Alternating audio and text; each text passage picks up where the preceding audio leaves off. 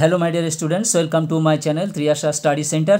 Friends, আজকে তোমরা যারা দ্বাদশ শ্রেণীতে পড়ছো এবং তোমাদের যাদের ইতিহাস বিষয়টি আছে, আজকের আমি তোমাদের জন্য নিয়ে এসেছি তৃতীয় অধ্যায়, ইতিহাসের তৃতীয় অধ্যায়, অর্থাৎ ঔপনিবেশিককালে যে নিয়মিত ও অনিয়মিত সাম্রাজ্য।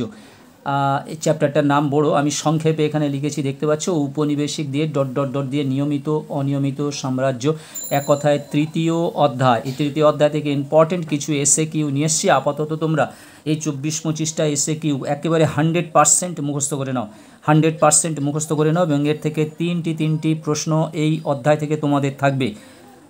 আশা করি এর থেকে তোমরা কমন পেয়ে যাবে, তোমরা 100% তৈরি করো।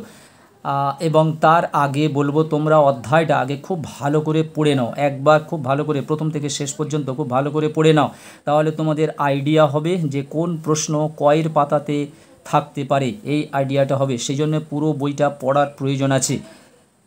এসো, আজকে সময় নষ্ট করব না, কারণ এটি এসএ কিউ প্রশ্ন, অনেকটা পড়তে হবে। বন্ধুরা, তোমরা যারা সাবস্ক্রাইব করোনি, অবশ্যই তোমরা চ্যানেলটি সাবস্ক্রাইব করে নাও এবং বন্ধুদেরকে লিঙ্ক শেয়ার করো, যেটি না বললে নয়। তোমরা একটা লাইক করে দিও, প্রয়োজনে কমেন্ট করো। এবং আজকের যে ভিডিওটি খুব ইম্পর্টেন্ট ভিডিও, তৃতীয় অধ্যায়, প্রথম দিকের ভিডিও, প্রশ্নগুলি অবশ্যই করে তোমরা তৈরি করতে থাকো। দেখো, একের দাগের প্রশ্ন, আলীনগরের সন্ধি কাদের মধ্যে কত খ্রিস্টাব্দে স্বাক্ষরিত হয়? 1757 খ্রিস্টাব্দে ইংরেজ কোম্পানি ও নবাবের, অর্থাৎ বাংলার নবাবের সিরাজ উদ্দৌলার মধ্যে স্বাক্ষরিত হয়। পলাশির লুণ্ঠন বলতে কি বোঝো? পলাশি যুদ্ধের পর ইংরেজ কোম্পানি ও তার কর্মচারীরা ব্যক্তিগতভাবে যে বিপুল অর্থ সম্পদ বাংলা তথা বাংলার নবাবের কাছ থেকে লুট করে, সেই অর্থনৈতিক লুণ্ঠনকেই ঐতিহাসিক ব্রুকস অ্যাডামস পলাশির লুণ্ঠন বলে অভিহিত করেছেন। কোন আইন দ্বারা কবে কলকাতায় সুপ্রিম কোর্ট স্থাপিত হয়? 1774 খ্রিস্টাব্দে রেগুলেটিং অ্যাক্ট দ্বারা কলকাতার সুপ্রিম কোর্ট স্থাপিত হয়। 4 দাগের প্রশ্ন, সর্বশেষ চার্টার আইন বা সনদ আইন কবে প্রতিষ্ঠিত হয়? 1853 খ্রিস্টাব্দে সনদ আইন প্রবর্তিত হয়। 5 দাগের প্রশ্ন, কোন ভূমি বন্দোবস্ত ব্যবস্থায় জমিদাররা জমির উপর মালিকানা সত্ত্ব পেয়েছিলেন? চিরস্থায়ী বন্দোবস্ত ব্যবস্থায়। ভারতে রেলপথের সূচনা হয় কবে? ভারতে রেলপথের সূচনা হয় 1853 খ্রিস্টাব্দে। নানকিং এর সন্ধির দুটি শর্ত উল্লেখ করো। 1842 খ্রিস্টাব্দের 29শে আগস্ট স্বাক্ষরিত হয়েছিল নানকিং এর সন্ধি। এই সন্ধির দুটি শর্ত হলো, এতে চীন হংকং বন্দরটি ইংল্যান্ডকে ছেড়ে দেবে, এবং বিতে ক্যান্টন ও অ্যাময় সাংহাই বন্দর বিদেশিদের কাছে খুলে দিতে বাধ্য হবে। কোন চার্টার আইনে ভারতে ইস্ট ইন্ডিয়া কোম্পানির একচেটিয়া বাণিজ্যের অধিকার বন্ধ হয়ে যায়? 1813 খ্রিস্টাব্দের চার্টার আইনে। কোন ইউরোপীয় দেশ চীনের সঙ্গে প্রথমে ব্যবসায়িক সম্পর্ক গড়ে তুলেছিল? পর্তুগাল প্রথম ব্যবসায়িক সম্পর্ক গড়ে তুলেছিল। বন্ধুরা, তোমরা যারা ক্লাস একাদশে পড়ছো, ক্লাস 11-এ পড়ছো, তোমাদের ভিডিও দেওয়া শুরু হয়ে গেছে। গতকাল তোমাদের বাংলার একটি এমসিকিউ দিয়েছি, এবং আজকেরও একটি তোমাদের এমসিকিউ, বাংলার এমসিকিউ ভিডিও দিয়েছি।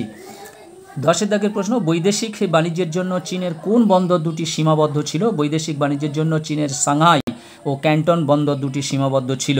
11 দাগের প্রশ্ন, চীনে কোন বছর আফিং আমদানি বন্ধ হয়? 1839 খ্রিস্টাব্দে। ক্যান্টন বাণিজ্য কাকে বলে? 18 শতকের মধ্যভাগ থেকে ক্যান্টন বন্দরের মাধ্যমে বিদেশিদের সঙ্গে চীনের যে বাণিজ্যিক সম্পর্ক গড়ে উঠেছিল তাকে ক্যান্টন বাণিজ্য বলা হয়। 10 তক কি? দেখতে পাচ্ছ এখানে 2023 সালে প্রশ্নটি পড়েছিল। এই প্রশ্নটি তোমাদের ফাইনালে কিন্তু আসবে না, কখনোই আসবে না, কারণ 23 সালে এইচএসে পড়ে গেছে।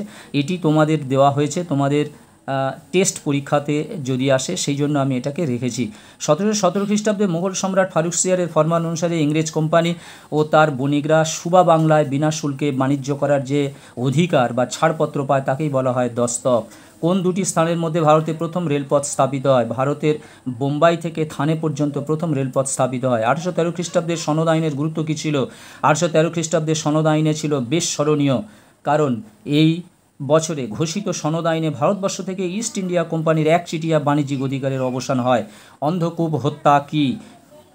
হল হোয়েল নামক এক জনৈক ইংরেজ কর্মচারী উল্লেখ করেছেন যে 1756 খ্রিস্টাব্দে সিরাজউদ্দৌলা কলকাতা আক্রমণের পরে তার নির্দেশে 146 জন ইংরেজ সৈন্যকে 18 ফুট লম্বা 14 ফুট 10 ইঞ্চি চওড়া একটি ছোট্ট ঘরে আটক করে রাখার পর 123 জন শ্বাসরুদ্ধ হয়ে মারা যায়। এই ঘটনা অন্ধকূপ হত্যা নামে পরিচিত। 17 দাগের প্রশ্ন, ঔপনিবেশিক ভারতের নিরিখে আইনের শাসন বলতে কী বোঝো? ব্রিটিশ শাসকরা ঔপনিবেশিক ভারতে আইনের শাসনের ধারণা প্রবর্তন করেন। এর অর্থ ছিল ব্রিটিশ প্রশাসন আইন মেনে শাসন পরিচালনা করবে। ভারতবর্ষে আমলাতন্ত্রের জনকে লর্ড কর্নওয়ালিস। বন্ধুরা, তোমরা যারা চ্যানেলটি সাবস্ক্রাইব করোনি অবশ্যই তোমরা চ্যানেলটি সাবস্ক্রাইব করে নাও, বন্ধুদেরকে লিঙ্ক বেশি বেশি করে শেয়ার করো। এরপরে দেখো 19 দাগের প্রশ্ন, কে কবে কলকাতায় ফোর্ট উইলিয়াম কলেজ প্রতিষ্ঠা করেন? ভারতের বড়লাট লর্ড ওয়েলেসলি 1800 খ্রিস্টাব্দে কলকাতায় ফোর্ট উইলিয়াম কলেজ প্রতিষ্ঠা করেন। সম্পদের বহির্গমন বলতে কি বোঝো? পলাশির যুদ্ধ জয়ের পর কোম্পানি বাংলা ও ভারতের অন্যান্য প্রান্ত থেকে বিপুল পরিমাণ অর্থ, বিভিন্ন পণ্য, উৎপাদিত দ্রব্য ইংল্যান্ডে চালান করেছিল। এই ঘটনায় ঐতিহাসিক সমালোচকদের মতে সম্পদের বহির্গমন বলে থাকেন। 21 দাগের প্রশ্ন, কবে কাদের মধ্যে বেসিনের চুক্তি স্বাক্ষরিত হয়েছিল? 1802 খ্রিস্টাব্দে মারাঠা পেশোয়া দ্বিতীয় বাজিরাও ও ইংরেজদের মধ্যে বেসিনের চুক্তি হয়েছিল। নজরানা পদ্ধতি বলতে কি বোঝো? কোনো বিদেশি দূত বাণিজ্যের উদ্দেশ্যে চীন সম্রাটের সাক্ষাৎ প্রার্থী হলে প্রথমে তাকে চীন সম্রাটের প্রতি বশ্যতা স্বীকারের নিদর্শন স্বরূপ উপঢৌকন দিতে হতো। এটি নজরানা পদ্ধতি নামে পরিচিত। 23 দাগের প্রশ্ন, কে কবে বাংলায় দ্বৈত শাসনের অবসান ঘটান? ওয়ারেন হেস্টিংস দ্বৈত শাসনের অবসান ঘটান। কবে কাদের মধ্যে অমৃতসরের সন্ধি স্বাক্ষরিত হয়? 1809 খ্রিস্টাব্দে ইংরেজ কোম্পানি ও রণজিৎ সিংয়ের মধ্যে অমৃতসরের সন্ধি স্বাক্ষরিত হয়। কবে কাদের মধ্যে বিদারার যুদ্ধ হয়?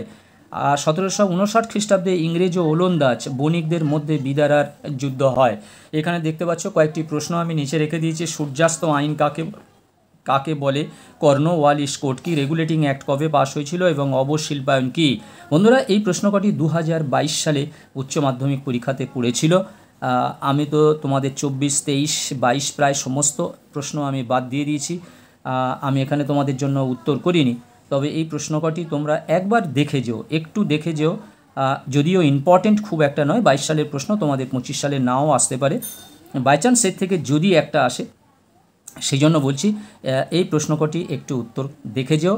এবং আমি যে 1 থেকে এবং যে 15টি প্রশ্ন দিলাম, 1 থেকে 15 নম্বর পর্যন্ত যে প্রশ্নগুলি আছে, 1 থেকে 15 নম্বর প্রশ্নগুলি খুব ভালো করে, অর্থাৎ একেবারে 100% তোমরা তৈরি করবে। 100% তোমরা তৈরি করবে যাতে একটুও ভুল না যায়।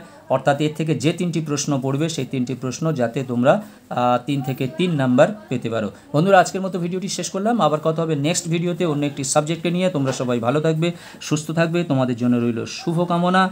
তোমাদের সকলকে জানাই অশেষ অশেষ ধন্যবাদ।